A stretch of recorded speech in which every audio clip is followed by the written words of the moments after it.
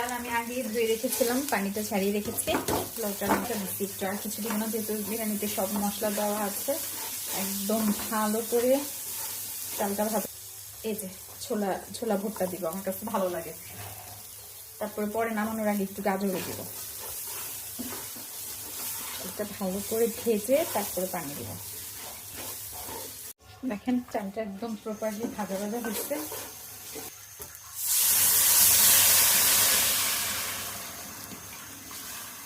চলেন দেখি আমার পোলাও যে বলক চলে আসছে।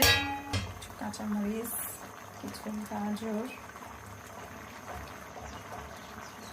দেব, ফুল লাগবে, আর পাড়ে দুটো দিতেই হবে। আঁচ কমাই দিব।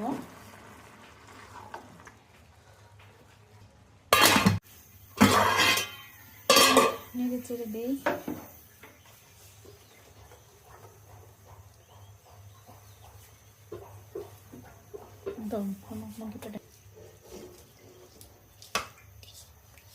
আসছে মাশাআল্লাহ, একটু মিক্সড করে একটু পেঁয়াজ বেরেস্তা দিব, পরে ঘি দিব, আরো পেঁয়াজ বেরেস্তা দিব, আবার ঢাকনা দিব। চলেন দেখি আমার অবস্থা। কিছু আলু দিব, একটু আলু, এবার দিয়ে দিব কিছু পেঁয়াজ বেরেস্তা।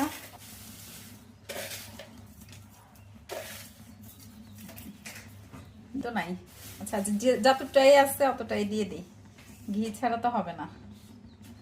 ঘিয়ের পরিমাণ একদম অল্প হয়েছে, যা আছে তা।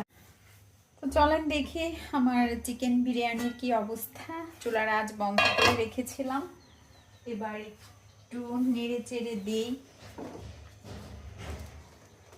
দেখে তো সুন্দরই লাগছে, তারপরে একটু নাড়াচাড়া দেই। দেখেন অনেক ঝুরঝুরে হয়েছে মাশাআল্লাহ। যদিও ঘি বেশি ছিল না, কিন্তু ঘির ফ্লেভার কম বেশি পাওয়া যাচ্ছে। একদম প্রপারলি চালটাও সিদ্ধ হয়েছে, একদম একটা আরেকটার সাথে লাগে নাই, অনেক ঝুরা ঝুরা হয়েছে আলহামদুলিল্লাহ। এই যে আর নাড়বো না, অনেক সুন্দর হয়েছে। নিজে রান্না করেছি বলে সেটা বলছি না, একটু কাছ থেকে দেখাই।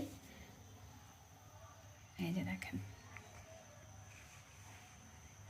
আলহামদুলিল্লাহ অনেক সুন্দর হয়েছে। এবার ঢাকনা দিয়ে চুলার হিটে রেখে দিব।